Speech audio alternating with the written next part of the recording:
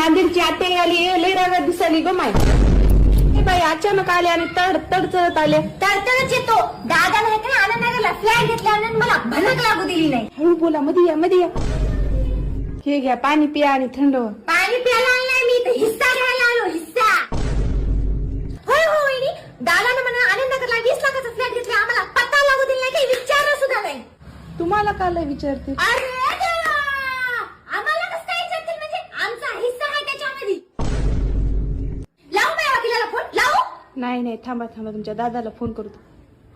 तुम्हाला हिस्सा घ्यायची काय गरज आहे? तुमच्या घरी काय कमी आहे? आणि तुम्हाला काय कमी होती? मला तुम्ही धोंड्याच्या महिन्यामध्ये सोनं केलं नाही. दिवाळीला तुम्ही मला आहे की नाही साडी चोळी केली नाही. आणि आमच्या चौघामध्ये तुम्ही आयराला 2000 दिले. तुमच्या काय ज्ञानात माती पडली काय? होय, तुम्हाला वाटलं का मला माहित नाही? वरलाकडचं शेत 1.5 कोटीला चले, त्याच्यातला मला अर्धा हिस्सा पाहिजे. बघल्या काय माय बापू, लहानपणीपासून मी दादाच्या चड्ड्या धुतल्या.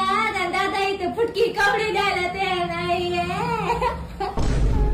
ताई शांत बसा, चहा करून आणतो. वहिनी तुम्ही गुणाला बसा. तुम्ही तर सगळ्या घरात खेळ केली. तुमच्या दादाचा फोन आलता, त्याने म्हणले की तिला तिच्या घरी काढून द्या म्हणून. असं म्हणलं दादा हे ऐकण्याच्या आधी मेलो की नाही मी पाहिजेच घेतो. बाई. मी हे बाई